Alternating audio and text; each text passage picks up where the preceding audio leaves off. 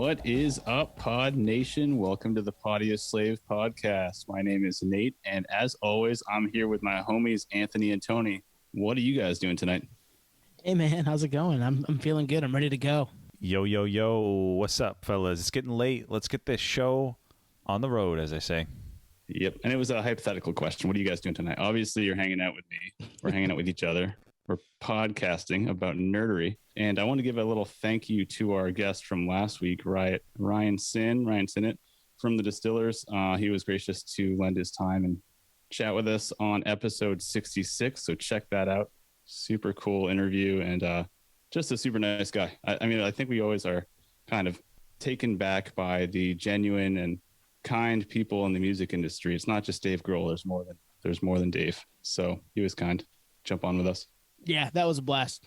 Go back and peep episode 66. We won't belabor it too much because we talked a ton about it after we had him on last week too. So if you're here because of that, thank you.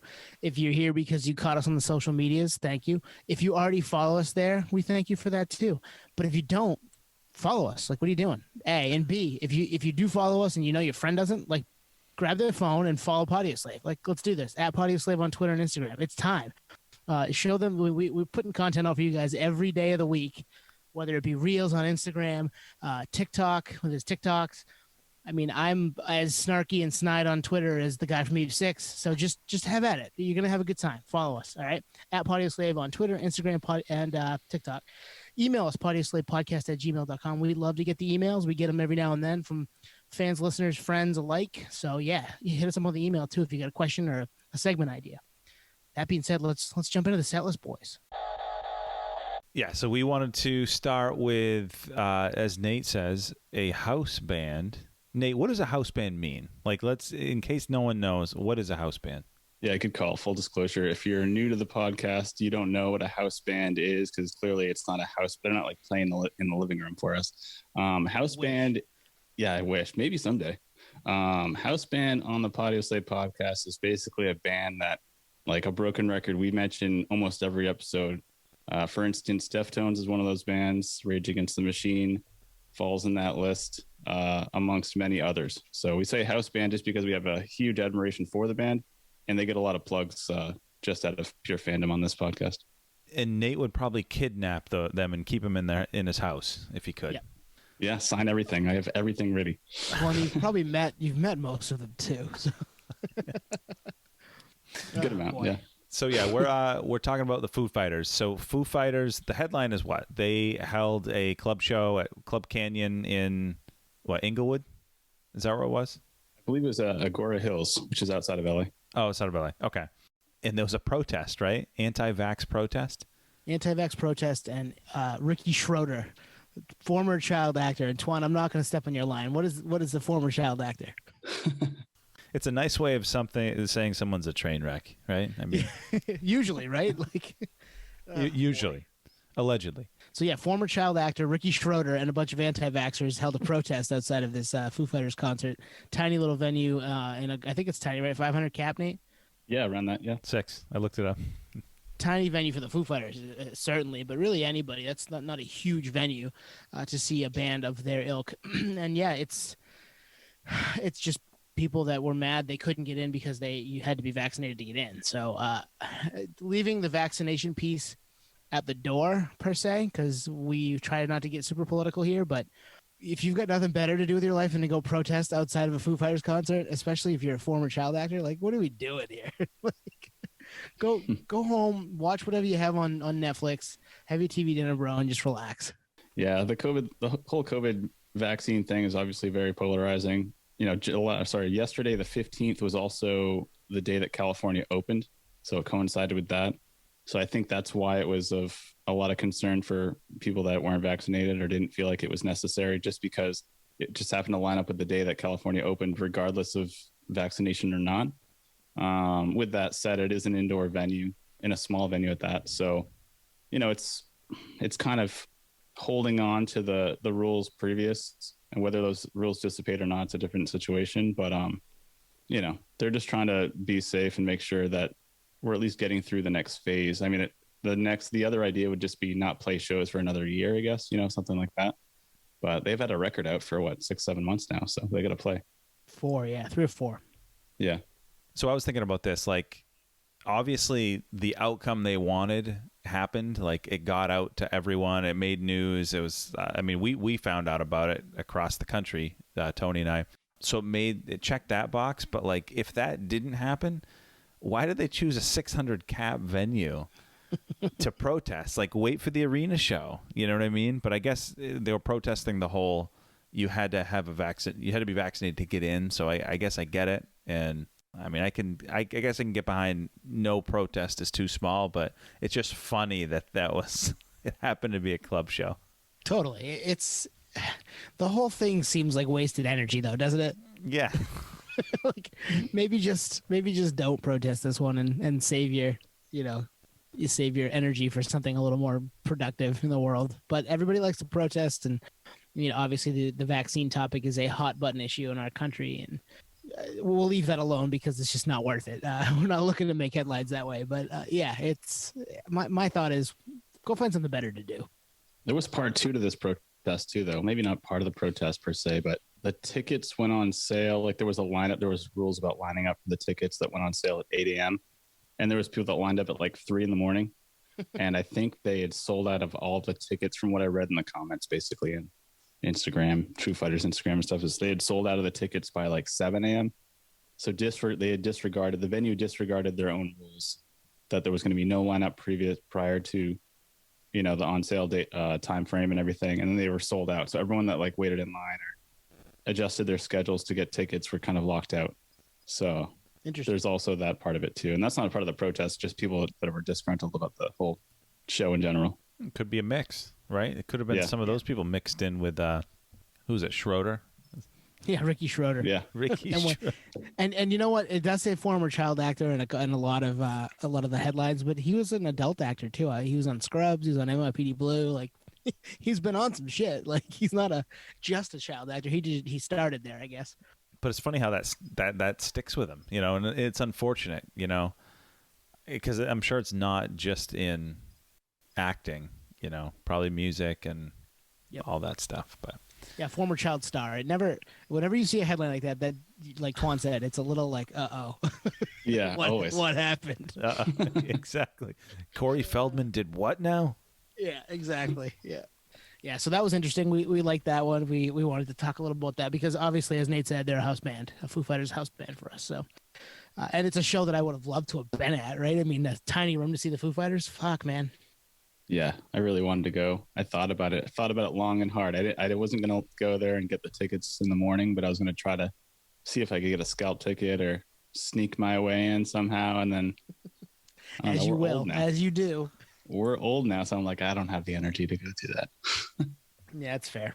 I mean, kudos to them for still playing shows that small. They never lost sight of that. You see headlines of them and playing in a garage and stuff like that. I mean, we've talked about it before, but hey, they're still doing it. You can't take that away from them, no matter how big they've gotten. And I fucking love that shit. Yeah, totally. And one of these days, maybe they will play in our garage or our living room, Nate, and there will be a literal house band for us. Oh man, dreams come true. If you're listening, Dave, hook us up, man. Do us a solid. What's next? We another one. Yeah, we're gonna do talk about some new music that hit some headlines. I like this. Yeah, not the actual music itself, just the announcement. It kind of confirms what we've been talking about through this whole podcast. It's like people are in lockdown. They ain't touring. They must be making music. And I think it's coming true. So a few pretty big, not necessarily house bands, maybe a couple of them, but let's start with Slipknot.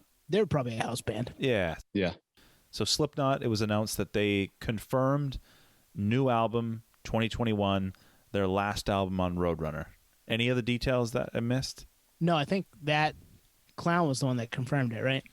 Sean Crahan. I'm not sure. I think it was Clown, yeah. And he also, didn't he launch like some weedery too, some weed business as well at the same time? I mean, it makes sense. Like, hey, new Slipknot album, check out my weed company, guys. I know, right? What bigger, you can't get much bigger headline than that. Smart move, dude. Smart move. What do you think, Nate? No, you're right. I mean, they had dropped an album before COVID, right? So, I mean, hypothetically, had COVID had the pandemic not happened, they would still be on the touring cycle for that album release. And I wonder if this album that they're writing or that they're putting out, maybe it would have never happened. It seems like it's a logical progression. So now they're going to be doing a whole new touring segment on this new album, which is kind of cool. I can't help to think, all the merchandise, all the promotion that went into the last album, do they just, kind of like the t-shirt thing we talked about before, does that stuff just get reprinted and scrapped and we'd start over with a new album promotion because it's a whole new tour cycle, it's a whole new theme, possibly? It can get complicated. They probably bring some of that with them, and I'm sure. I mean, I think we all loved "We Are Not Your Kind," which came out in 2019. Yeah, and that stuff's probably still selling okay on the website and whatever because the album was good, good to great. Really, I thoroughly enjoyed that record from them. So it's a good question, Nate, because you're right. You gear up, you put an album up, you gear up for this massive for Slipknot because they are big. This massive tour, and you don't get to do it because of COVID. And a lot of bands were stuck in that situation. The good thing for bands like Slipknot is they're going to be fine. Yeah. Obviously, they didn't make the money that they would have made last year, but they're probably okay. They're still doing stuff, making music, and getting ready for another album release. Yeah, I'm trying to think because I saw them in 2019, and I think it was just after the album dropped, so they got to taste that album live a little bit. But Nate, I'm thinking about something you just said, which is, had the pandemic not hit, this album might not have happened. And to me, "We Are Not Your Kind" feels like a send-off album. Like if that was their last album, yeah, it wouldn't. I'm not saying they like made it like that, but like that's a good album to go out on. Totally. I feel like. So who knows? I mean, we could speculate. Although I read a headline today about them that they have 2 albums worth of material ready to be released. Wasn't one of them like a Radiohead-esque, like trippy? That might be one of them. Yeah. I think we talked about that last summer. And I think we talked about that one last summer. So we did. Yep. So I mean, I'm here for that too, just because we love all things music. So we would definitely check that out. Yeah, I think this is a real cause and effect for Slipknot because Corey obviously has his solo thing. He's got Stone Sour. And I wonder, I mean, he put Stone Sour on indefinite hiatus. So it's almost like maybe they were going to do a send-off in Slipknot, and then the pandemic happened. They're like, well, we're getting pretty old. Let's just block out the next 6 years for Slipknot, drop 3 albums, tour the hell out of it, and then call it a day. Because Stone Sour is always going to be there. Solo thing's always going to be there. But like they can't, I mean, playing in Slipknot, I think Sean or Clown, I think he's in his 50s, right? Like I just can't imagine playing that kind of music at that age. It must be nuts. I mean, you look at the Metallica machine. The Slipknot machine probably it's not as big as the Metallica machine. I'm not saying that, but it's not small. They make news everywhere they step. Corey especially, as well as being popular still with putting out records and music. The music is good, so like why not continue to milk that cow if you can. So what do we think? Fall release date or? Q4? Yeah, I bet that's like a late August, early September type deal. Yeah, that's not too far away. It's not. It might be a little later than that, but they probably want to make sure they can get shows on it. So maybe it'll be a little later. Yeah. Well, when you said that you went to the show promoting the last album, Twan, I was like, shit, I missed that tour cycle. And now it's this new tour cycle. It's almost like missing Fast and Furious 2, but now Fast and Furious 3 is coming out. It's like, oh, cool. I'll go to this then. 3. I don't know the worst of the Fast and the Furious. Not a great analogy. Damn. No, not a bad one. Just that was the worst one. I think, in my opinion, I could be. I mean, who knows? It has some cool moments. When Vin Diesel, spoiler alert, when you see Vin Diesel right at the end, you're like, oh wow, it's all tied together. Cool. He spoiled it for me. Come on. Sorry, man. Sorry. Hey, is it Ludacris? The song "Too Fast, Too Furious"? Yeah, that might have been the second movie, and he's been in a bunch of them. Who knows? Luda. I have Luda thoughts that might come up later. Who knows? We had a couple other Thrice. They were another band that kind of teased new music. They've been teasing stuff on Twitter and Instagram for a little while now in the studio, tracking stuff. And they put a little short video out. When you're seeing this, probably 4 or 5 days ago now. And I mean, I'm super excited for new Thrice. So I don't know, you guys. You must be also excited for that. Yeah, definitely. In fact, I did. You sent me that teaser. And if I'm remembering correctly, it had a date of the 18th, June 18th. So do we think that's a song or further details, or Do we know? I think we'll get. I mean, that's Or is that the surprise drop, you know? wouldn't that be something if Friday the 18th the album just came out? Now, if you're hearing this, it's already dropped or not. So All right. disregard our conversation speculating around it. But man, I hope so. I hope I've been cranking Thrice all day yesterday and the day before. Yeah, I'm super excited about Thrice. They're one of those bands that, like, in terms of creative energy during the pandemic, like, they're already so creative that I can only imagine on lockdown that they probably put together some pretty cool, melodies. And just, I mean, Dustin's such a cool lyricist. I can only imagine they could do, like, I feel like they could put out multiple albums just with their bandwidth, So I'm stoked for that. I feel like they could write the soundtrack for the pandemic easily.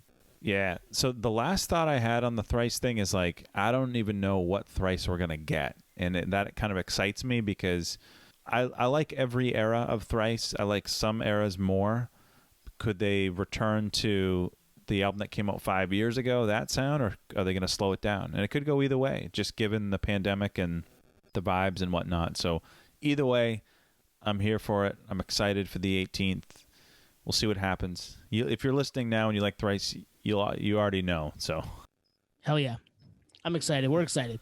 So there's one more headline, which was our artist, which was Code Orange is working with Billy Corgan of Smashing Pumpkins on a new album. So I think what he said was he's excited. This is from Bilko.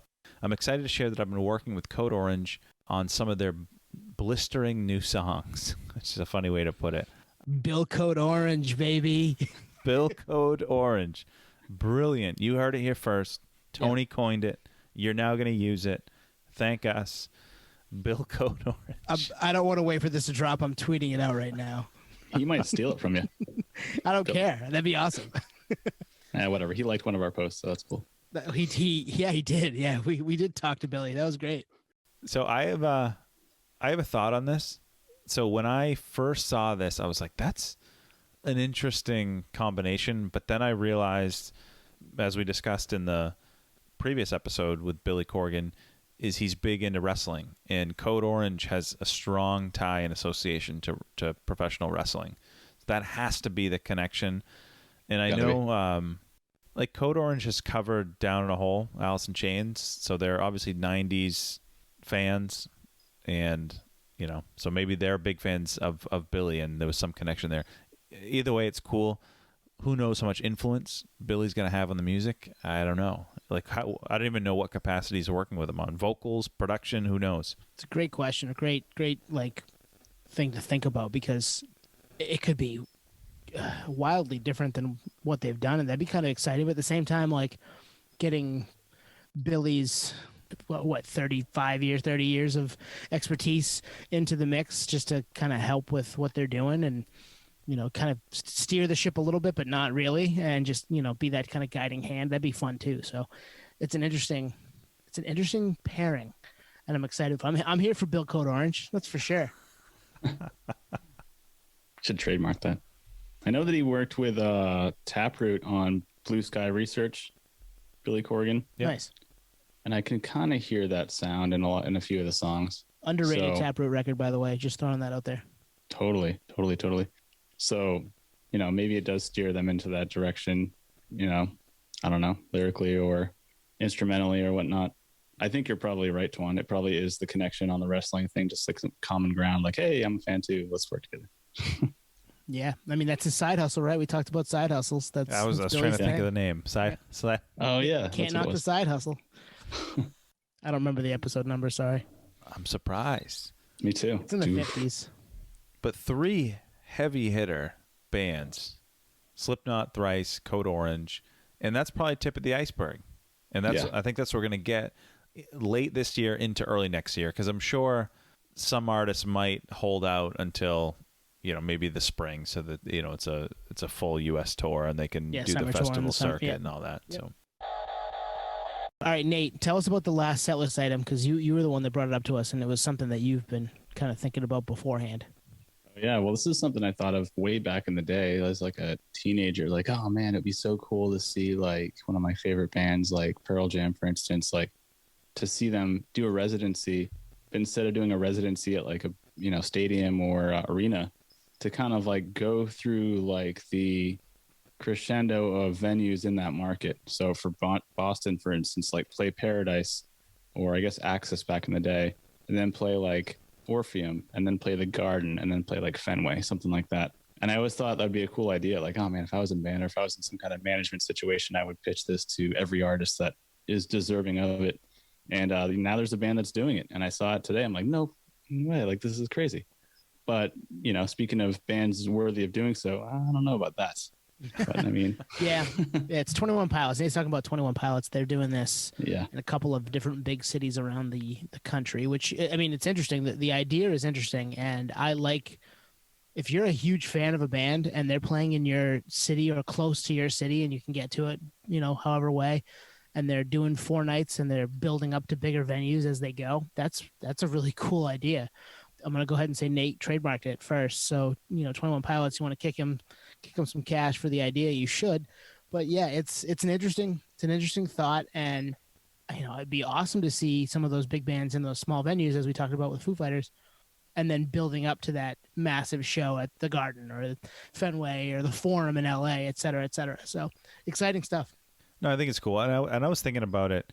You obviously have to be an arena level band to do this, right? And you have to go backwards, you know. Obviously, Code Orange couldn't, you know, they're pretty much a club band. They couldn't do this.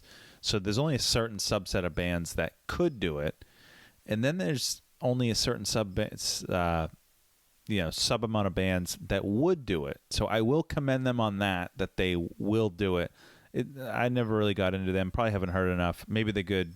Maybe they're not. I don't know. But I think Foo Fighters would do this. Pearl Jam, I think, has that makeup to do it. You know, who else is Kings of Leon? Someone like that, I think, would do it. I mean, yeah. House band Rage Against the Machine would be fucking awesome. Oh, I would be there. For and sure. I can see them doing that in big cities around the country as like hey, we're back, guys. We're going to play a small venue. We're going to play a middling venue. We're going to play a huge venue. And then we're moving on to the next city. Deal with it. A scalper's dream, too. Oh, my God, right? The secondary market. Oh, those club shows would go for obviously more than the arena show. Like probably front row arena shows. I mean, what is it, Paradise Rock Club? Yep. Is where 21 Pilots are playing. Those are going to be like $500 probably. Yeah. Or they'll sell them all to the verified fan and it'll be quadruple that.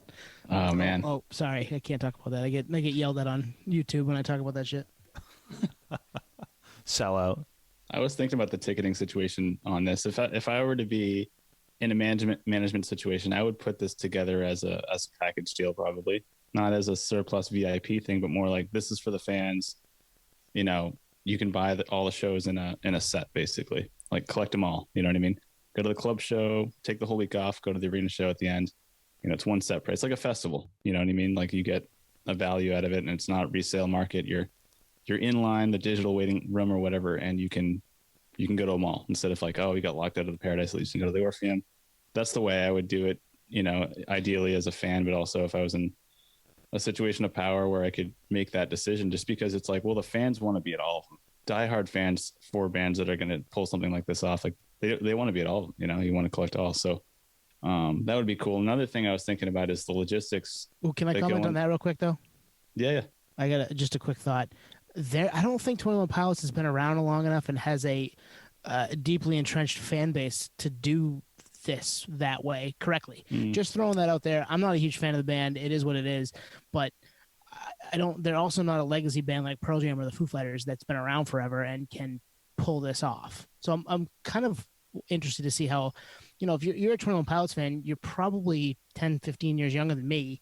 And are you going to go to 4 nights? A, you put on the money, and B, you may not be interested in seeing them 4 nights in a row. So just throwing that out there. No, good call. Yeah, I didn't think about that aspect of it.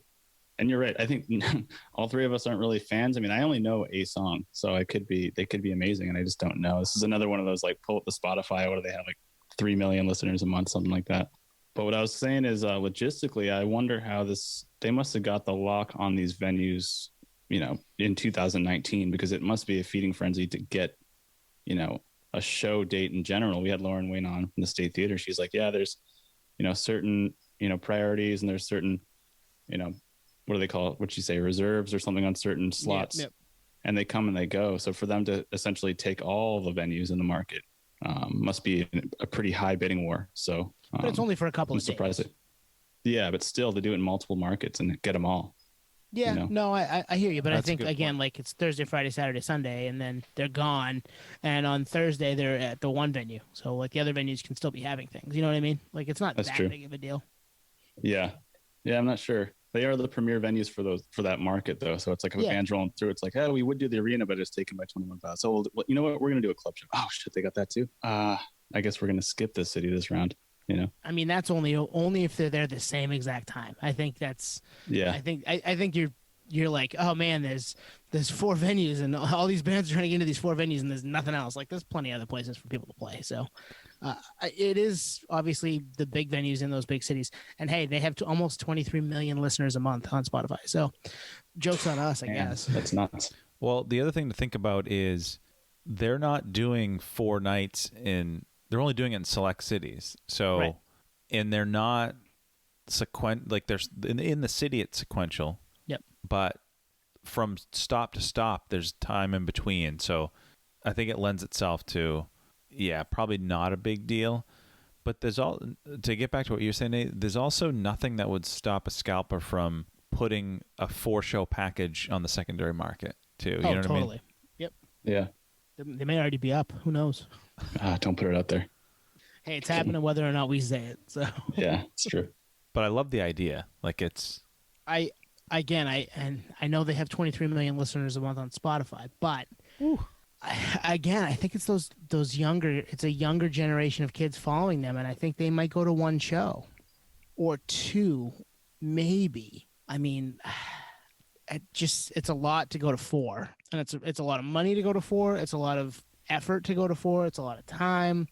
It rearranges a week for you. Like, what 23-year-old or 24-year-old is rearranging their? They don't know what they're doing tomorrow. I didn't know what I was doing tomorrow when I was 23 right now. So to be like, oh yeah, I'm following 21 Pilots in Boston or in Atlanta or whatever. I don't think that they have it. A, they have enough music, and B, they have enough attention span in their fans to pull this off. Maybe I'm wrong. I think what you're saying is they're not worthy. They're not worthy to get all the venues, because at the end of the day, like this venue/residency thing is really a nerdery thing, because venues, the club shows especially, it's such a there's such a nerd aspect associated with that. It's like, oh nice, I'm seeing him at the Orpheum Theater, this is insane in Boston. I'm seeing him at the Axis in Boston, amazing. I'm seeing him at the Garden, amazing. So we always talk about it on here. It's like the venue is half the experience, just to be in a room, especially when you've never been in before. Like I'm still crossing stuff off lists out here that I've just never seen in the inside of the building. So yeah, I don't know. It's an interesting. The idea is great, and more power to them if they can pull it off. And obviously, somebody thinks they can because they're doing it. So maybe the tickets will sell well, and they'll have all 4 of these venues packed full in all these cities. 6 or 7 cities when the time comes. Yeah, I would think so. If it was just 1 stop in Boston, they would probably sell out the Garden. I would think there with that many listeners. Yep. And then, no, the fact that there's other shows, is that going to impact that? Probably not. But yeah, I'm here for it. I hope other bands do it. It's a logistical nightmare, I can imagine, like you're saying, Nate. But yeah, hey, joke's on me because a lot of people like them. Yeah, well, and it's probably not bad for the band, especially if they're a band of that size, because like we talked about with Greg a couple weeks back, if you just wake up and you're in the city and you don't have to worry about like rushing to get there the next day and then get to wherever for sound check, nah, man, you're already there. You just got to go across town to the venue. You wake up and you can have your, kind of relaxing. I'm in Boston for 4 days. I'm in Chicago for 4 days, and not worry too much about getting up early and rushing to the next place. So that's kind of cool. Yeah. Well, the real thing I was thinking about with this whole residency and multiple venues is just really just the opportunity to play songs you don't really hear often, B-sides, maybe soundtrack songs, kind of like our segment tonight. Oh, is that a segue? Oh, it's a segue. The Segway King is back, folks. I love it. You heard it first. MTV News, Giddy and Diego. Let's go. Yeah. Boy, all Nate needs is that hat with the little thing that says news in it. Oh, I'm down. And that is a callback to episode 27 with Ian Robinson. Go listen to that. It was fun. You'd like it. He was awesome. MTV VJ from back in the day. Yeah. Yeah, this is a cool segment. Who came up with this idea? Was it you, Tone? I think it was me. Was not Was it me. you, Tone? Nice. Yeah, can you elaborate? I'm kind of So curious. there are many times that I'm thinking to myself, man, I love this band and they put this random song out and it doesn't get enough love because it wasn't on an album. Maybe it was on a soundtrack. Maybe it was on an EP. Maybe it was just a standalone. We make the rules, so it doesn't matter where it came from, but it wasn't on an album proper, and that's going to be kind of the theme of our songs here. So they could have come from anywhere, and they're songs that we all like / love that probably feel didn't get the due they should have because they were never either released as part of a collection of songs on an album or put out in front a little bit more than they should have been. They probably should have been out there more. So that's my spiel for the songs that are on that aren't on an album. I'm not sure what we're gonna call the segment, but that's it. Bill Code Orange. Strokes of genius from Tone. Sometimes not so much, but it happens. Can I start us off? Mm-hmm. Yes, please. And I'm going to start us off with a bang, a big bang. So, Wow, Hype City, baby, hype there's City. there's a lot going on here. Yeah. So we're all music nerds. We know a lot. Like we said, 20 plus years, shows, music, collecting, listening. But there's certain times where some things slip by me. And this one, I got to come clean, guys, didn't know existed till today. Wow. Whoa. And if this one got by you guys, then I don't know, we struck out. Hopefully one of you guys made contact on this one. 90s OG. I'm going to tease it. 90s OG. Okay, I already like it. Okay. Go on. 1994 movie soundtrack. Okay. Ooh, 94. I think I know. The original Crow soundtrack. Oh, Ooh, no. Okay. The song title is Darkness. I don't know it.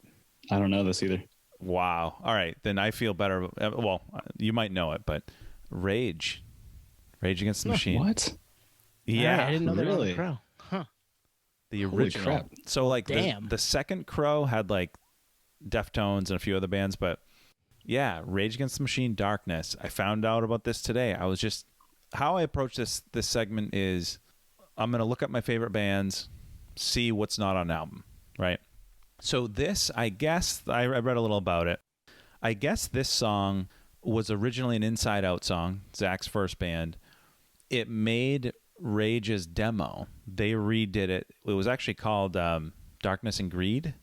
It was on Rage's original demo. Never made the self-titled album. They re-recorded it for this soundtrack. And when I saw this, I was like, I don't think this is real. What is this? Right. So I listened to it, and I listened to it like 3 times today, and it has self-titled vibes more than Evil Empire or Battle of LA or Renegades.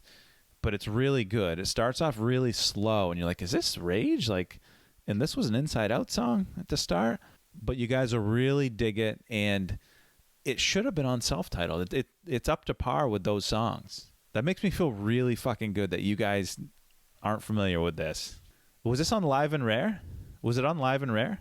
I mean, so the name sounds familiar, but I don't think I've heard it. But if I play it, I might know it. The only reason I think I might have heard it is because in the Napster days, I would just download everything from said band. You know what I mean? Yep. And maybe I wouldn't even get to songs or whatever. At least I would have it, kind of thing. So that's why I feel like I may have heard it, but it doesn't ring a bell, and I definitely didn't know it was on a soundtrack.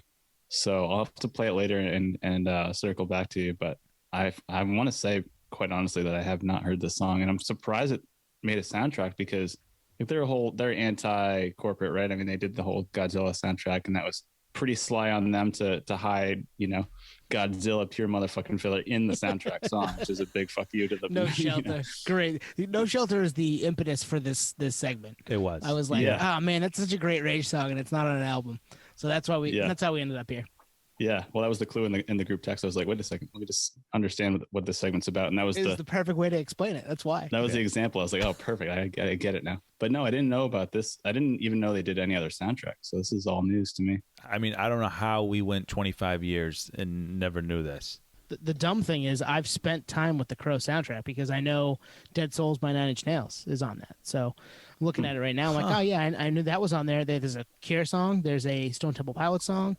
There's a obviously Rage, Rollins, Violent Femmes. Oh, Pantera covered Pantera, yeah, yep. Poison Idea on that. So it's a fairly big soundtrack. The fact that it kind of missed all three of us is very. I think our nerd cards are getting revoked. I know. boys. I'm like, what? Damn. I almost didn't do it because I was embarrassed. I'm like, wait. I'm turning the mic off. I'll see you guys in the next life. But so here's the thing: is if this song sucked, I wouldn't have it would have kind of fit the whole non-album thing, but it wouldn't have fit the really good. It's like good song that should have made an album, and this one should have made self-titled. I just don't know when it was actually recorded. It's probably after, but it sounds just like self-titled era because that album came out in '94. Yeah, the Crow soundtrack came out in '94. Yep. I'm so interested in the backstory as to how it even made it onto a major motion picture without them slamming the motion picture itself. Pure Maybe grade they did. style. Yeah. Maybe they did. Yeah, maybe there's some subliminal message in the song we didn't. Did you hear anything, Twan? Did you hear any like fuck the Crow? No. And they were younger too. You know what I mean? Yeah. So who knows? But yeah, that's starting us off with a bang. Hopefully it lives up. That is starting us off with a bang. Yeah, it's starting us off with a bang. It makes me reevaluate my existence as a Rage Against the Machine / purveyor of nerdery. I apologize to all of the people listening right now for us not knowing that. All three of us didn't know. That's crazy. But that's a great call. Good bet. Good one to start us off with here. They're no longer a house band. Sorry. Yeah, our bad. Man. Our bad. I'm ready for the YouTube comments. Patio slave, more like poser slave. Oh yeah, we're posers, man. We don't know anything about anything. All right, Nate, what you got? Ooh, nice. This is the first time in a long time that I have a ton of songs. I went from like nothing to like I don't know. This is gonna be really hard for me. To I wrote down a ginormous list. So I'm also gonna go with a house band. I think, yeah. This one I discovered on a live album, so it has no proper. You already know what it is? I know it. No, go ahead, but I think I already know it. Oh, really? Yeah. Bought this live album as an import, and it was on there, and I was like, this song's amazing. I can't believe this isn't on anything, anywhere. I couldn't find any information on it. You said you know it? What is it? No, I need more hints. Maybe I don't. Keep going. Oh.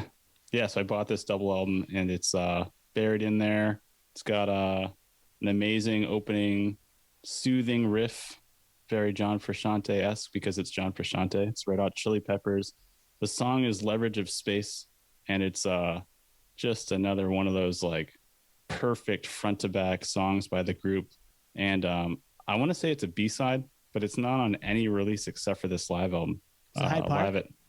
Hyde Park, yep, exactly. Yeah.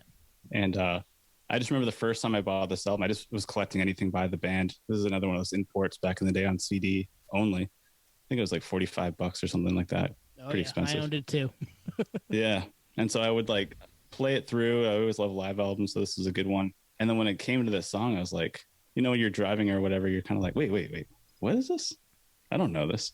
But it reminded me of why I love John Frusciante so much, because just the riff alone, like just his guitar playing alone, like kind of puts you in like a daze. And so ever since I was like wondering, like, I wonder if they'll, add this to something else. I mean, it was on the By the Way. No, I think it was on the Stadium Arcadium tour cycle. So I want to imagine that it was maybe a B-side from those sessions, but I'm not entirely sure. I have a story about, we listened to this a lot. Nate, when you lived out at the beach, and I was there most nights because I was the fourth roommate that didn't actually live there because it was just close by and I could come hang out and go back to where I was living. But we would listen to this record all the fucking time. Oh, yeah. We listened to live records all the time. This was one of them. We'd listen to, I think I ripped a Radiohead Boston show from like FNX or something. I found an online version of it and downloaded the whole thing. It was played on the radio, and we would rock out to that. Just bootleg shit that has, as Ryan said last week in our interview with him, from the cease and desist pile. Just stuff that we shouldn't have had our hands on. But this was one that you could buy, and was an awesome record. I got to go back and listen. It's been so long, but yeah, man, Frusciante's so good, and they were so good at this time. That's a good call. That's a great. One comment about the cease and desist pile is you can still call it the CD pile. That's true. Great call, man. Stroke of genius, baby. So many. I don't know this song, and I don't even think if I heard it, I don't think I would know it. So for someone that has never heard it, is this Californication-esque, or is this Blood Sugar Sex Magic funk type of RHCP? Neither. It's actually, I'd say, in the vein of By the Way, Nice. in terms of the song progression and just the beautiful landscape that it kind of paints. But it's got to be from the recording sessions of Stadium Arcadium. But it sounds like it's from the By the Way. So, I mean, it could be either or, right? And I'm sure the band has mounds of B-sides that they just haven't released. Yeah. Doesn't this make you wonder? Just like, yeah, how many other darknesses are there out there? How many of this song? You know what I mean? It's got to be dozens. Mm-hmm. Yep. Yeah.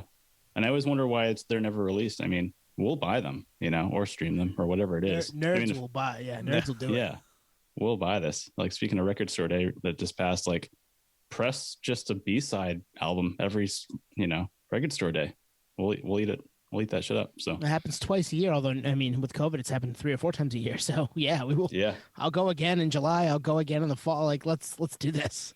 Yeah, I mean, I can only equate it to what we do, and it's like, I wouldn't want our B-sides out. You know what I mean? Right. It's right. like Yeah. those are for us. That's a good point. But I mean, hey, if you're playing it live, then you like it. Exactly. So, yeah. yeah. Right. I know. I almost wonder why they played it live. Like, a lot of times bands will play B-sides in soundcheck, which I think is kind of cool. I mentioned Pearl Jam earlier. They do a lot of that. They have a whole B-side double album, and they'll play, B-sides and rarities in their soundcheck. So if you're a fan, you'll be outside of the venue and get to kind of like get a glimpse of what that would be like live, which is kind of cool. But they actually added this in the set at Hyde Park, which is obviously a huge place to just try out a song.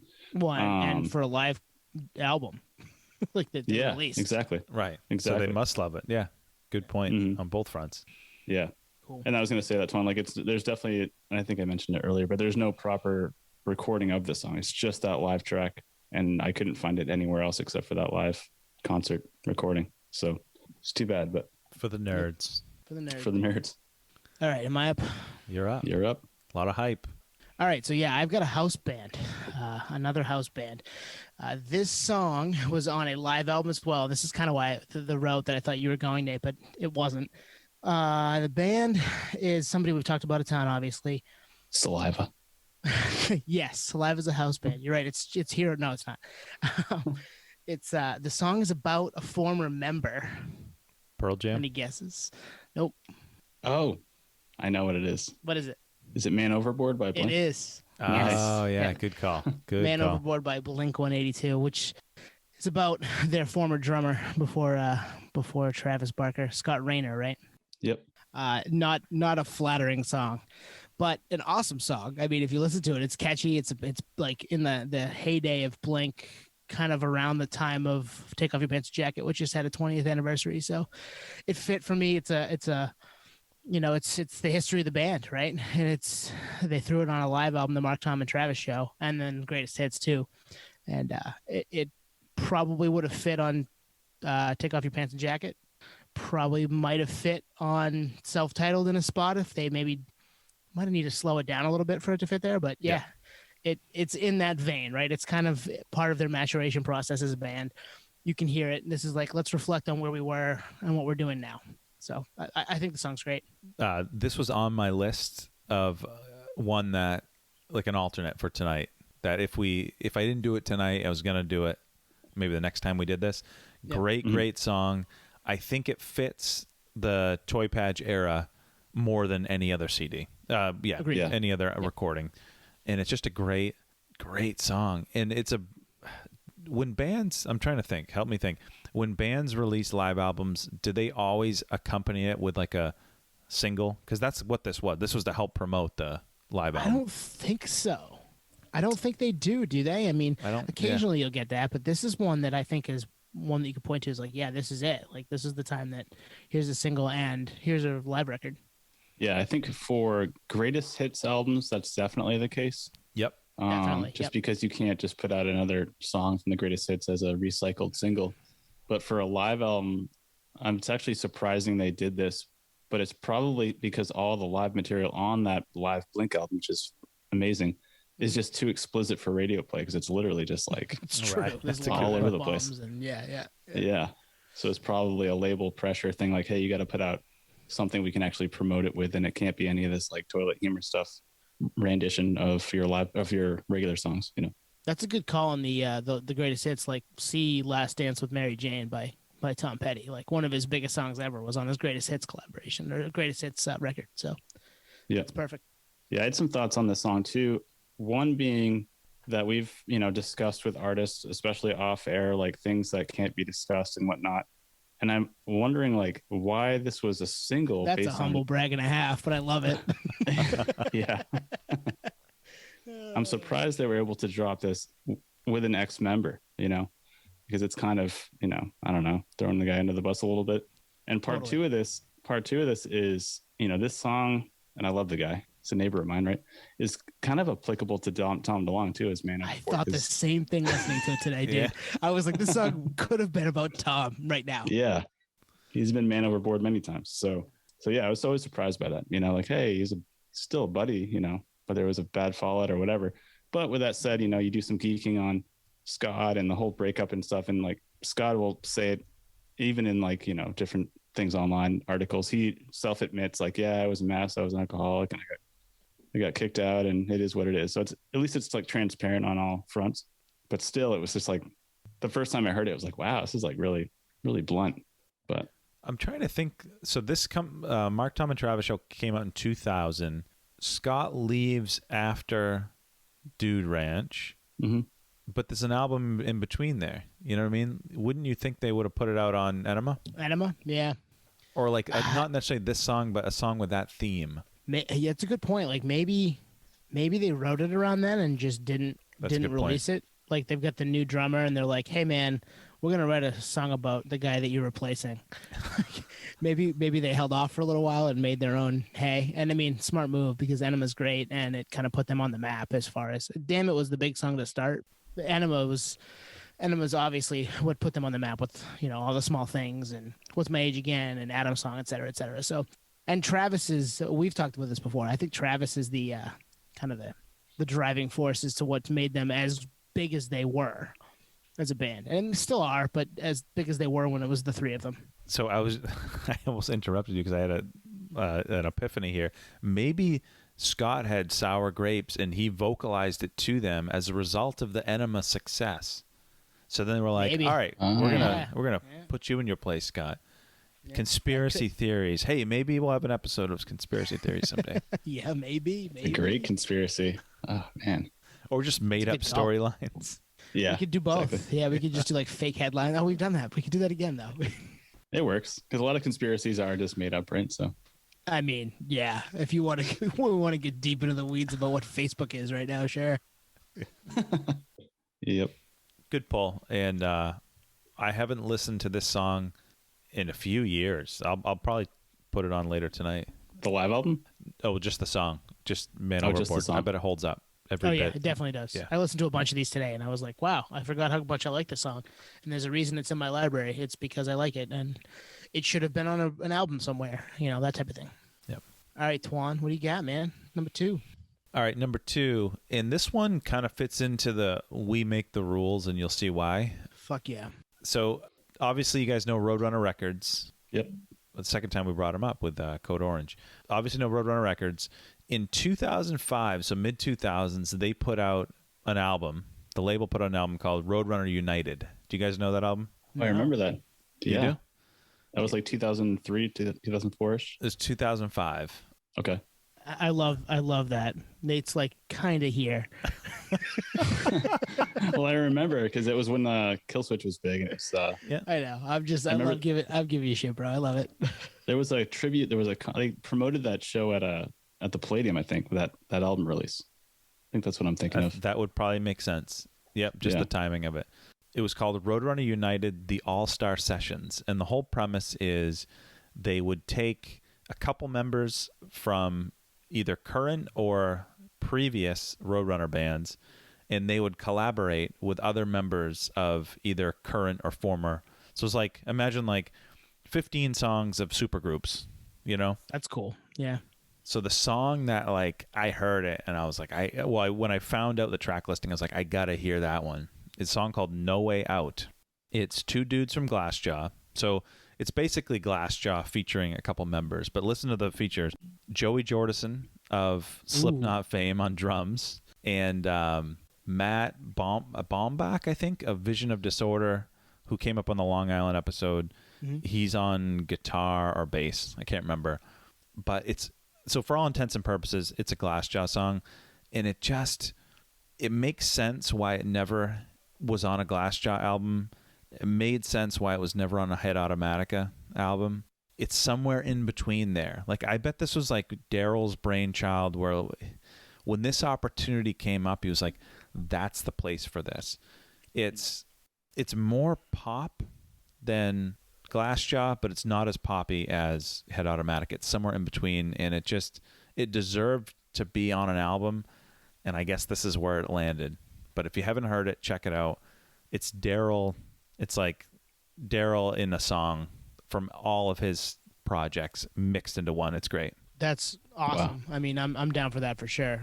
The thing that comes to mind here, and I had this similar feeling in looking up a couple of the songs that I had, there are songs that they kind of are super groupy. They're one-off type deals, and I wish we got a whole album of stuff like that from, it sounds like from this situation with, members of Glassjaw and then the other members coming in. One of mine, same thing. Like, I want a whole album of this song. I don't want just this song. I want all of it. I want you guys to put a 12 or 15 song album out. So that's kind of why this segment was born out. Cause like it needs, some of these songs need to have the light shined on them because they're awesome. And they kind of get forgotten on a compilation or forgotten to time, depending on where they were released or if you can even find them anymore. Great point. I mean, that's why we're talking about it. And this is a perfect example of that. Like, I bet hardcore Glassjaw fans don't even know this song exists. Yeah. And showcasing Joey Jordison. I mean, he's one of the best drummers on the planet. He's kind of forgotten now, unfortunately, but I never checked out this album, even though I remember the release and the tribute or the concert promoting it. So I'll have to check this out. Similar to the other one you mentioned, I haven't heard this. So yeah, my nerd card's getting revoked big today. Playlist is going to be a lot of fun because like, at least for me, hearing some of the songs maybe I hadn't heard in a while or haven't heard ever, I'm going to try to place like the era of the band, like where this would have fit if they chose to put it on an album, that type of thing. But cool concept, and they got a lot of big artists to even former artists, because like Glassjaw wasn't on Roadrunner at this time. It's kind of cool that they came back for it, even though they had problems with Roadrunner in the past. That's a good lens to put this through. Like, what era of the band, or around, if it's a supergroup, it's a different story, but what era of the band would this have fit with record, right? Like, we just did that with the Blink song. Yep. And we did that with the Chili Pepper song. Yeah, and the Rage song. Yep. Yeah, it's absolutely, it fits. Like, it's a fun way to, and I wasn't doing that when I was pulling my song. So now this segment has taken on a whole new life to me. Like, man, where could that have gone? Like, that's exciting stuff too. Like, and that's what nerds do. That's maybe we're slowly getting our nerd cards back here. I know. Mine was revoked. I think we're getting them back. They're in the mail. Snail mail. For all of 30 minutes. Yeah. All right, Nate, you got another one? I got a bunch. Right. This one goes into the theme that you were just mentioning, which is fitting that era. I feel like this is probably a B-side. I mean, it was definitely released after the album that it fits. The song is Crowded Elevator by Incubus. It was on, what was it on? I think it was like on an acoustic EP or something, secret song. Oh yeah. So you have to like dig to find it in the first place. But everything about the progression of the song is sweet. It's very Make Yourself era is what I was getting at. And I always thought this would be a proper song. It should have been on Make Yourself, actually, now that I think about it. Like, it'd be a good like mid-closing, maybe second to last song type fit. But I think it's one of their best songs. And like, they never play it live. I think they played it live like once. It's just like that era of Incubus that we were all like super fans. Like, oh man, this band's so cool, like so unique, so many different sounds. And I remember the first time I heard this song, it's like that same situation where you're like, wait a second, I haven't heard this. Wait, why is this not like on a proper release? Or why don't they ever play this? All those same questions I just kind of, going through. Yeah, I love this song. And I actually I haven't played it, up until today in years, just because of that accessibility. You're like, oh yeah, I forgot that this is even out there. So cool exercise just based on that, like rediscovering old gems like that. Totally. That was my favorite part about doing this was like, oh man, that song. I haven't played that song in 15, 20 years, and it's because it's not on an album. And I've played albums by this band numerous times in that time frame, but haven't been able to put this song on because it didn't fit into that mold, or a vinyl record where it isn't on one of those. So, two things there, Nate. You're right. They should just release them on vinyl for Record Store Day, and B, let's shine a light on these songs because they're awesome. And like, hey guys, just put this stuff out. We want to hear it. It's awesome. Yeah, this was when Incubus Attacks. Oh yeah, that's what it was. Yeah. Which was an acoustic album, right? I believe it was. Yeah, because it was. Pardon me, Stellar. So you're right. It was probably that Make Yourself recording session, and it fits that. And I know the song by name. Was this a slower song? It is slower. Kind of a spacey song. Okay, yeah. I can't. Once I hear it, I'll be like, oh yeah, I remember this one. Yeah, it's slow, not ballad slow. It's slow just in terms of tempo, I guess you'd say. But it's a rock song. It's definitely like a loud song. It's just not fast. Like, it's definitely not science. Like, it fits Make Yourself in every aspect of the word. But yeah, cool gem. I love that album. I remember picking that EP at Bull Moose for like $6. I was like, oh, acoustic songs plus this secret song, plus I think there's a live track on there too or something. And I mean, we deep dove Make Yourself back in the 30s of our episodes, so a while back now, last fall, summer, and that EP came up, and we were trying to put together like a live version of Make Yourself and like a reimagined version. We did that, so go listen to that. We deep dove on Incubus there, and they're awesome. They're an underrated band, I think, at this point, right? Like, they continue to put stuff out today that I probably should give more time to, because I've always liked them, and like it just has fallen off for me. But man, when they were hot, they were hot. They were on. I'm gonna piggyback on that. In fact, we talked about Crow Left of the Murder 2 weeks ago. Yeah. And Nate, you made a post with the Here in My Room song. So good. Oh, that's a great song. That's so a really good song. Yeah. I never heard it until you posted that. Well, we posted it on Reddit, and like everybody's like, "No, what are you talking about? This album's great." Like, well, we know it's great. We just didn't think it got the love that some of the other albums did. So, yeah, that's a segment down the road. We've talked about it. Reading Reddit comments, that might happen. Yeah. So trivia: what soundtrack was Crowded Elevator on? Wow. I did not know it was on the soundtrack, to be honest. What year? Man, my nerd card's taken. Horror movie in that lane. Oh, I do know it. Scream 2. Scream 3. Oh, damn it. Oh, really? Fuck. What were you gonna say, Nate? I know you did last summer. I was gonna say the Little Nicky soundtrack, because they had a ton of like bands from that era. POD, yeah. Deftones and stuff. Deftones, yeah. Scream 3. I was close. You were very close. I was like, if you know that, dude, I don't know. And I didn't know it. I just happened to look it up. Nice. All right, Nate, you got one? Another one? No, that was you. Oh shit. I'll go again. Good one. It's late on the East Coast, ladies and gentlemen. We will leave that in. Tone fucked up, and we're gonna leave that one in. I think it's my turn, isn't it? Oh shit. Okay, so I have a couple things here that I want to do. Man, I want to do all of them, but we can't do this all night. The one I'm gonna throw at you guys, and we just kind of half talked about it. You guys are familiar with the Sound City documentary, right? Yep. Just from you. Yeah, and Nate, I think we watched it. I think I bought it and we watched it at Rob's before you moved. So. Oh yeah. Yep. Yeah, and the soundtrack that they put together, that Dave Grohl and company put together, is awesome. The song Mantra, Dave Grohl, Trent Reznor, Josh Homme. I want a whole album of that right now. Oh my god, yeah. Plug that into my veins. I'm happy. I'm in the headphones, and I'm just gonna zone out to that. Like, that's what I want. I want that album tomorrow, yesterday. Like, make it happen. Do you have more to add? Or?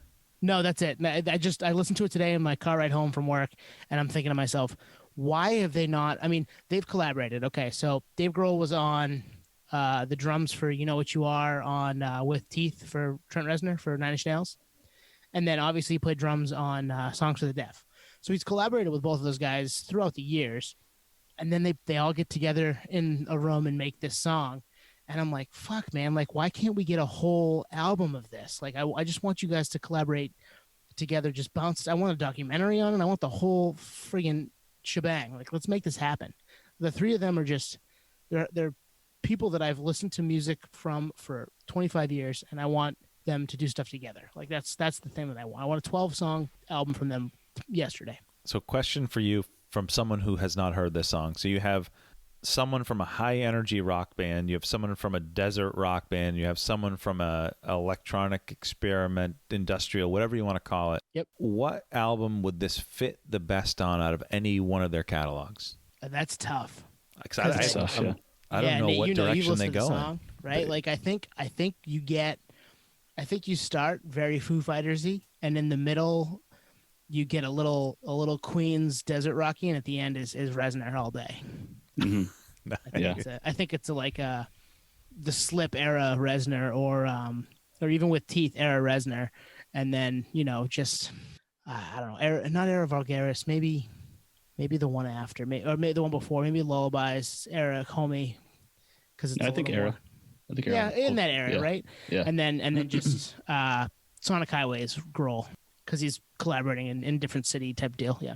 Yeah, it's a perfect hybrid of all three of their sounds. And I wonder, like when you mentioned that, I wonder if it came up, if like Josh and Trent are asking Dave, and Dave's like, man, I got like, so many other things going. I got Probot, Cricket Vultures, Foo Fighters, like Nirvana randomly reunites once in a while. Like I just don't have the time.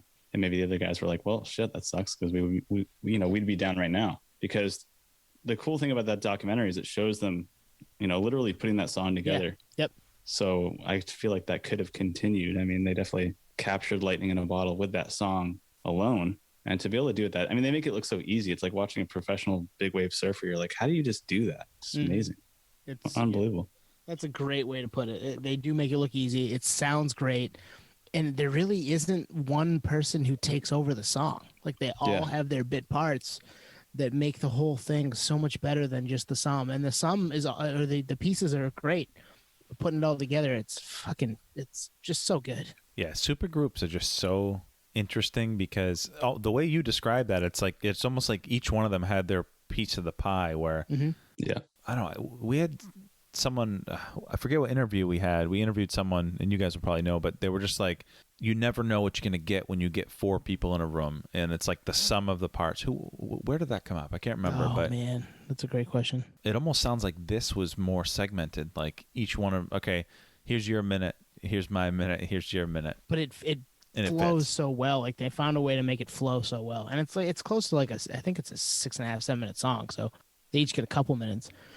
Which, to hold your attention like that, it needs to be good. If it's going to be 6.5, 7 minutes, it needs to be good. Well, and that's the thing is that crew is not going to put out trash, especially if all three of their names are on it, right? Mm-hmm. Mm-hmm. Yeah. I'm going to answer my own question from earlier too. I bet Josh and Dave probably were on board to actually make a full album. And I have a feeling that Trent was like, nope, sorry.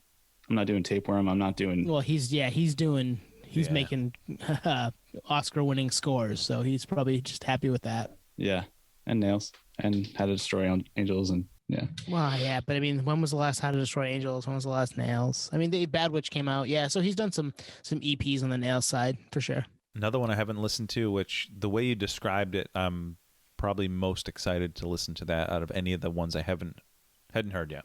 You will like that. Yeah, I'm gonna say similar to my Chili Peppers pick. It's gonna put you in like a trance. This song will put you into a trance. It's different than Chili Peppers. Yep. It'll definitely it'll pause time for a second. Well, if you know what a mantra is like something you say over and over again in meditation. Yep. Where it's centering, it brings you back to where you're trying to be. This song is that. Like there are repetitions, but they fit and they work, and you're like they build towards this climax. It's so good. Yeah. Now I have to say one more thing. Speaking of which era for Nails, it's definitely Social Network era, like in terms of that like vibe and that sound, or at least Reznor's part for the song. In timing wise, that kind of checks out, right? Yeah, I think so. Yep. Oh, okay. A couple of years after Social Network. I think that was what mid to late 2000s, early. I think late 2000s. Yeah. Yeah, and this came out in, I want to say like 2011 or 12. So nice. I think it's you, Twan, but I could be wrong. I Round three? Is it me? Do I get two? Is it like a snake draft? Nate goes twice? Yeah. No, you're up, Twan. All right. Like all of them, I'll tease this one. Early 2000s I'm not going to say pop punk band, but pop punk adjacent. The frontman went on to do bigger things. He is the centerpiece. There's some piano in the mix. Andrew McMahon, something Andrew corporate. McMahon. Wow. Tone Nice. is on one. Wow. Yeah. So I had to make up for the fuck up I just had. So yeah, something corporate. Drive Through Records, early 2000s. They had a 9-minute epic. It's their ballad. It's their piano song. It's largely Andrew. The full band comes in at the end. Constantine with a K. Constantine. Do you guys remember this one? Yes. Yep. Just a beautiful song. I listened to it a couple times today, and I was like, "Damn, this is not the only reason, but this is one of the reasons I really loved them." So, kind of to set the stage, they come out with the Leaving Through the Window, their kind of breakthrough album on Drive Through in 2002. This song comes out in summer 03. It's like a live favorite. It comes out the recorded version. It's a live favorite because Andrew, 9 minutes of him in front of a piano. Everyone loves it. He's in. Yeah, I'm in. He's in. Their next album, North, comes out, and everyone's like, "Well, we're gonna get it. It's gonna be recorded on that album." It's not on it. It ends up coming out on a Japanese version of some EP or something. They only did it on that, but there's a recorded version of it, and it still holds up. He is super selective about playing it. Like for a while, he wasn't playing it, but I guess I did some research. He last played it like 10 years ago or something with. Wow. Was it Andrew McMahon in the Wilderness or? Yeah, that's the band he's running now. Yep. I think he did it, and the crowd went apeshit. But oh my god, have you heard this, Nate? I don't think so, but similar to one of the other ones, I feel like if I heard it, I might have, like the Darkness Rage one. I feel like maybe it was another one of those downloads, or I have it somewhere. I just haven't heard it. It's got Jimmy World in the lyrics, so bonus points there. Yep. Oh, nice. But this is one that it would have moved units. Like, they did well, but you throw this on an album. I don't know why it wasn't on that North album. I don't know why. I'd love to. Maybe he'll come on the podcast and explain it, and we'll be like, man, I feel like an asshole for asking. Yeah. I haven't heard the song in years, but I want to know now because I remember it being like, whoa, this is pretty cool. I'm definitely, my wheels are turning. Like, how do we make this happen? How do we get this story? Because I want to know the answer. It's only one way to find out. No, there's plenty of ways I'm going to ask him. I just don't know how he's going to answer, if he answers at all. So, shit, this is a good call, Twan. And I'm excited to go back and listen to this one. You guys, like, full disclosure, everybody listening, anybody listening, we do this because it also helps bring stuff back up that none of us have listened to or thought about in years. And I love going back through my catalog of music and being like, wow, I forgot that I had that. And then getting yours, Anthony, and yours, Nate, on top of the fact that I get my own, like, this is just badass. So, like, this is a song I never would have thought of until today. So I'm pretty excited about this. Good call. Yeah, it's like personal collection record store searching. It's like, oh, I actually have this, but it's buried somewhere in my boxes of random shit. Another thing I was thinking of that you mentioned, Twan, is I wonder if there's some, like, I don't know, psychological complex to, oh, this song is such a gem that I'm only going to bring it out once in a while in a live show because I want to keep it sacred. There's got to be something to be said about that, maybe, or maybe not. Maybe it's literally like, I never play it because I forget about it or whatever it is. But it's another way to keep the song, like, very, very special if you play it like once every decade. Yeah, I mean, if you listen to the lyrics, it's like made for 16, 17-year-old me, which I think that's what it was. But yeah, I assume the lyrics are pretty personal for him, and he just for whatever reason didn't play it for a while. And something corporate in the grand scheme of things wasn't around that long anyway. But I think the demand was there that he played it with his other projects in, kind of spotty. But so if the demand was there, like, put it out there, man. Right. Yeah. And you recorded it, like, and it's on there. Like, I think they had like not a greatest hits, or might be like a career spanning. Yeah. Exactly. Yep. And it made it on that. But the recorded version is beautiful. Check it out, Nate. Good call. Yeah, I'm gonna scoop that up. Find it on a demo CD somewhere in my. Actually, you guys probably have it in the boxes in your house right now. Honestly, it could be. Yeah. Yeah. Nate, what you got? It is your turn, right? Yep. It's Nate's turn. I didn't want to say anything. I was afraid I was. Yeah, Nate, you're up. everyone's sober. It's just really late. So this one, I remember the second it came out, the day it came out, and thinking that it was a full-on banger and wondering why this wasn't on a proper release. But kind of going back to what we were talking about earlier, this was on a greatest hits album and kind of a farewell album, actually, I think, at least for an era for the band. It was called The All in the Suit That You Wear by Stone Temple Pilots. Mm-hmm. It was the lead single off the greatest hits album. And I freaking love this song. It's everything about it's just, I mean, it's full on Stone Temple Pilots in their heyday. I'd say like number 4 era, maybe. And just everything about the song progression and lyrics and even the name of the song. Like he was big into fashion in this like particular time, Scott Weiland. And I feel like it was on the radio and then it was off and they broke up and it was just, you know, everything dissipated. And I was like, oh shit, like way to put out a greatest hits album and like put the song out, which could almost like jumpstart your career on a second phase, you know? But obviously Scott was dealing with issues and it is what it is. But I love this song and I heard it again today, literally for the first time in probably, I don't even know, 10 years, a long time. So talk about the something corporate thing. Like I personally haven't heard this song, haven't played this for myself in a very long time, but I remember why Stone Temple Pilots were true greatness because they would write songs like this that were, you know, as much as people say they ripped off so many different other bands in that era, like they definitely had their own sound. Scott definitely had his own thing going on. For sure. And this song showcases their true ability. This is a great song, and it's another song that I haven't thought of in years. And I feel like Nate, you and I I'm like inhabiting your brain tonight a little bit. My thought here is this band doesn't, I'm looking big picture. This band doesn't get the due that it probably deserves now. It did in the moment for sure. They're massive. They had multiple records that were just huge hits, radio hits. You heard them everywhere. You saw them everywhere.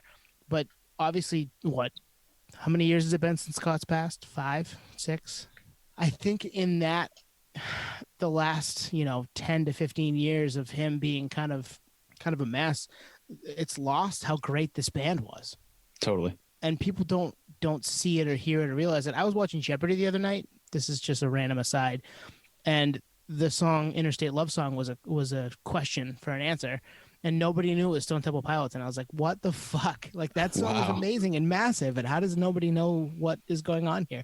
And I kind of felt my age a little bit. But at the same time, I'm like, no, this is because they've, the rocky end of the band because of what happened with Scott and his addictions and stuff like that. So, I'm looking at it big picture wise. But this is a great song and a great call. And more people should be celebrating what Stone Temple Pilots did when they were on because they were fucking great. So, Nate, you picked STP. Tone, you saw STP on Jeopardy. Yep. Not 2 hours ago, my wife and I are just getting ready. She's getting ready for bed. And I don't know why. I have no idea why. I start singing the intro to Dead and Bloated. I am. And I'm telling you, I must have saw something on my phone. And she was like, what are you talking about? And I was like, do you know that song? And she's like, I think so. So I play it. And she was like, well, you don't need to play it for me. Like, and then yes, the second time around when he takes it up an octave, I am. Yeah. Without the voice crack. But I have a hot take about that song, which I'll save for another time. I don't know the song. Would you say it's All in the Suit You Wear? Yeah. All in the Suit That You Wear, yeah. So what era STP is this? Because I was thinking number 4 era. But I could be wrong. What was the song? What was the album after? Shangri-La. Shangri-La. Might be kind of in between those two, which I think actually Greatest Hits came out after. So right around there, yeah. Shangri-La, yeah. So it might have been in those writing sessions. But regardless, it was like you said, Tony, it was like when they were, it was a full band. Scott was still in the band. They were super tight. Yeah, I think you nailed it, Tony.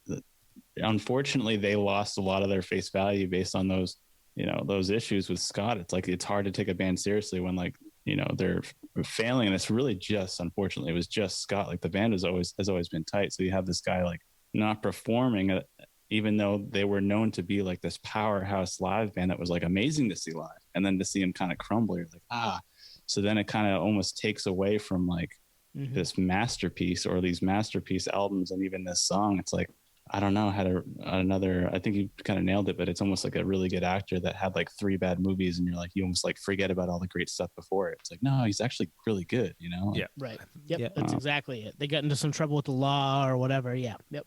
yeah. Like not everyone rebounds like Robert Downey Jr. and becomes a megastar a second time. I was just gonna bring him up Iron before Man, he yeah. made his return. Yep. Yeah. He was written off. No, they were tight. They were always tight. And even, I mean, Nate, when we saw them, we've talked about it on this pod before, but when we saw them about 10 years ago at Hampton Beach, they were fucking awesome because Scott was clean.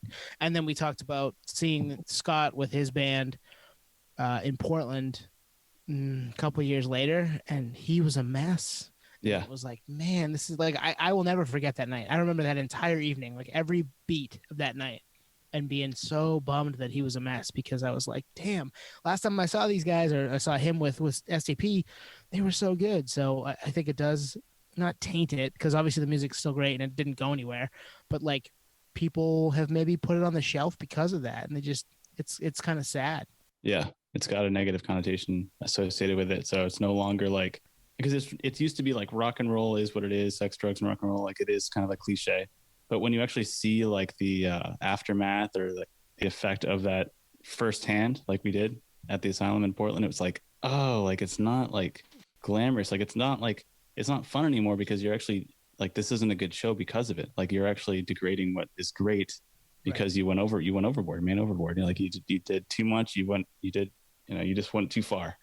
So, and he actually got kicked out of the band during that tour. So, you know, sometimes you wonder, like, how could you kick Scott out, or how could you, you know, kick someone out of a band? Like, how are you going to continue? But obviously they saw what we saw way before, and they were like, yeah, we literally can't perform with this guy. I wish we could. And for years, right? Yeah. I mean, off and on for years. Yeah. So this is becoming like a Stone Temple Pilots deep dive. We should probably save this. I know, right? Yeah. I mean, good call on bringing them up, because that's a great song. And what we're trying to convey here is that they're a great fucking band, and go listen to their music because they're a great fucking band. Yeah. Yeah. Underrated. They're often not in that grunge, alt rock, Rushmore conversation at all, but we'll save that. Yep. That's an episode. Probably should be. Yeah. Is it me? I think it's me. All right. So I had grand ideas for part of this segment, but I think we save it because it's actually it might be a good full-on segment. So I'm gonna leave that alone. Now I'm curious. I know. All right. So I'm gonna give you. We don't talk enough hip hop on this podcast. I've got a couple hip hop songs. I could go underground or mainstream, and I'll give you both. But I'll go into detail on one. You guys pick. Tone's Ultimatums. That's what this is called. My vote is for deep dive on the mainstream one. Okay. What do you think, Nate? You have veto power, so go ahead. Well, no, I chose the last ultimatum, Tone Ultimatum. So I'm down with this one. Or mainstream, yeah. All right. From the Friday soundtrack. Massive mainstream rapper. Also massive mainstream producer. Has found the likes of some of the biggest rap names. Dre. And produced some of this. Yeah, you know. Who is it? Dre? Yeah, it's Dre. Yeah. Sorry, I didn't hear you the first time. Dr. Dre, Keep the Heads Ringing from the Friday soundtrack. Oh, wow. Nice. I guess I didn't realize it was on that. It's a banger Dr. Dre song. It's lyrically, I listened to it today on my ride to work, and I was like, some of this stuff may not fly today just cuz, but at the same time, I was like, damn, this song is a fucking banger. The beat's great. He's just got flow for days. Like, it's Dre at the peak of his powers. When did Friday come out? Mid-90s? Yeah. 93 and 4 yeah, maybe. so after the Chronic, right? He's in between the Chronic and the Chronic 2001, which came out in 99. It's just a great Dr. Dre song. Like, and it's just Dre. There's no features, there's no nothing. I mean, he's king of being on songs with other people. And it's just straight up Dr. Dre, 3 verses, somebody singing the hook. It's a badass beat. It's full on mid-90s rap. Like, and Friday's an all-time movie. So we don't talk enough hip hop. Here you go. Friday, Dr. Dre, Keep the Heads Ringing. So I haven't looked it up, but this was, I think, also on that Aftermath Presents album. Yeah, Dre probably. Did, yeah. With it had the explosion on the cover. I think it was on that because there was one. In my head I associate this song with that album. I didn't know it was on Friday. Yeah, that's where I found it. It was Friday. I was like, shit, that's a Dre song that I haven't listened to in forever. And I remember listening to this on my headphones in my dad's basement when I was, I don't know, 10. And I probably shouldn't have had it. I don't know how I pulled off that I had it, especially at my dad's back then. Damn, like the fact that I was able to listen to that, you know, he's like, go play in the basement. I was like, cool. I got toys and a basketball hoop and shit down there. Now I'm listening to Dr. Dre because that's what nerds do.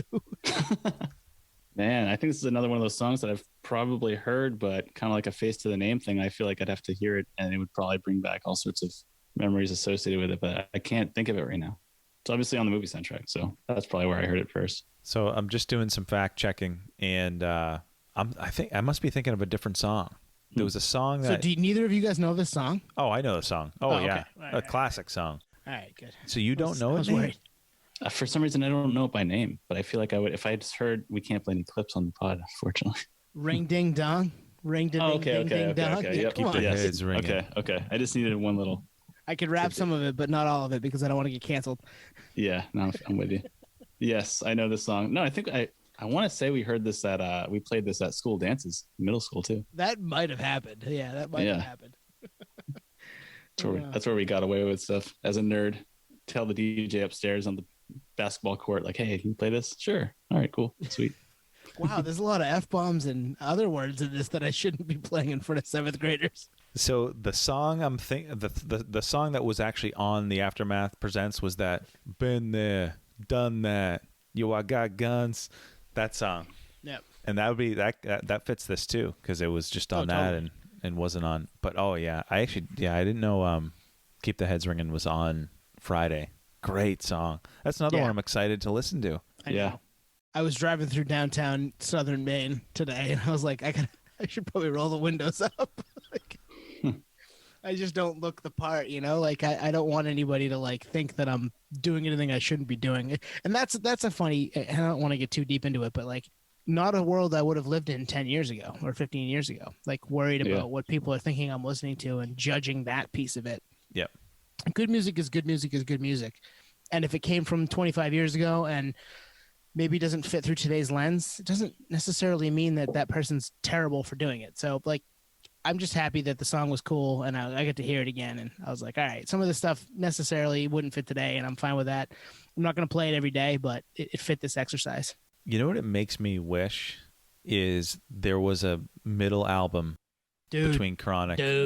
Because this was a small sample size of that. And then Been There, Done That was 96. And that was like, those are, as far as I know, those are, unless we're talking like features, those are the only 2 songs of his that got any legs in that era, which is, man, because we know what came after Chronic 2001. It was just okay stuff.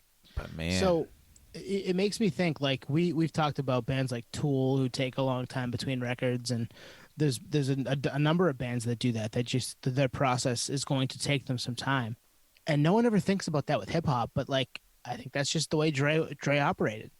And you know, he had the Chronic, which was massive, and then he had the Chronic 2001, which was massive, and like he was fine doing some stuff here and there, one-offs here and there. Obviously, I think Compton was something that needed to happen for him just to put something out. But like, you go from 92 or 3 when the Chronic came out to 99, like there's nobody better producing and or putting out music in the rap game. And he just needed that extra time to make that work. And people think rap is quick, and rap is quick today. Like stuff gets put out so fast. But back then, maybe it took some time. You needed some time for it to be good. Yeah, he's definitely a guy that takes his time. I mean, you can tell with 2001. I mean, it's definitely a front to back for a reason. It kind of flows together. Yeah, I don't know. I think you're right. Like if he put out an album in the middle, it would have been like the Evil Empire era, right? For Dre, he could have put out something. He probably just scrapped it, and then 6 years went by. And then we get 2001, which is, you know, absolute knockdown, drag out classic. So it worked out. Worth the wait. Yeah. Actually, Nate, that's a perfect analogy because the years align with the Rage comparison. Oh, for 96. Well, probably 92 for the Chronic, and then 99 for Chronic 2001. That aligns with Self-Titled and Battle of LA. I want Dre's Evil Empire. God damn it. I wish we could. We can't go back, but there was probably some awesome stuff in that time frame. Yeah. Yeah, he's probably one that has masters just in his office, just chilling. Like, oh, perfect full length albums if he just combined. What if we could go in there and choose them? Or he produced beats that were fucking iconic and gave them to Tupac and gave them to Snoop and you know what I mean? Like, Yeah. Think of California Love. How great is Dre's verse on California Love? Oh yeah, that's his evil sample. empire. That's his evil empire right there. 96. That's another sample of that. What could have been. Yeah. What it was a little bit, but what could have been. I'm happy we got that though. Yep. The Great Below, right? Is it The Great Below? Yeah. He's on. No, it's not The Great Below. It's Even Deeper. Even Deeper. Yeah. He's on Even Deeper on Nine Inch Nails. The Fragile in '99, which is that beat's sweet. Yeah, it's Dre, and that's Dre. a little known nerd fact right there. Yeah. Well, I learned something new tonight. Did you not know? No. Oh yeah, he's a producer on Even Deeper on The Fragile from Nine Inch Nails. Wow. Which dropped in. That was in '99 too. '99. Right? Yeah. Yeah. 99. Dude was busy. Like he always. Some people might have thought he went away for a bit, but no, he was always hustling. I'm sure. We found Eminem around then too, right? I mean, He was 99 was a good year for Dre. Oh my god, yeah. That's probably what it was. We think we just answered our own question again. Like he literally was too busy to put out his own stuff. You can't be in two places at the same time. So he's like, I'm going to do this, make all my money, eventually put out a headphone company, sell that. Luckily, he's still with us. I mean, he almost passed away last year. He had a stroke, right? Yeah. Yep. He's an icon, and we're happy that he's still kicking around for us. Maybe we'll get Detox in 2022. Or Compton 2025 or something. Yeah. I can't wait to do this segment again because, we were talking about how we have to search for these songs. It's not convenient to just have it on an album. But now with the playlist, like these will all be consolidated. Yep. On one playlist. So yeah. That's part of the reason I steered clear of one of the other things because I can't find it anywhere. And I was like, damn really? it. This is something that I had on CD. And it's a different story for a different day. But I was bummed I couldn't find it. Yeah. So these ones we'll all be able to find. These are classics. I don't know if you'll be able to find Leverage of Space by Chili Peppers. Maybe. The live version, maybe. Yeah. I couldn't find it on Spotify, but crazy. Do we want to do one more? Nah. Save them? Nah. I think that's probably going to do it. Yeah, that should do it. Yeah, we could go all night. I think we could go all night. Yeah. And Nate, you said you had 9 of them. Yeah. I think that's probably a good place to stop right here. Yep. We'll do this one again because this is a great segment because it dusts off some of those old songs that are in your library that you didn't even realize you had and you haven't listened to in years because they were of a time and a place. Yeah, I think we'll wrap it. That was a fun one. As always, hit us up if you think of ones that you'd like to maybe have us chat about in the next time we do this, or that you just like, some hidden gems that didn't get that light that you want to hear us, kind of chat about. So appreciate it, guys. We'll see everyone next week. Socials, you know the drill. Like, share, subscribe. See ya. Peace, podheads. Cheers, Pod Nation.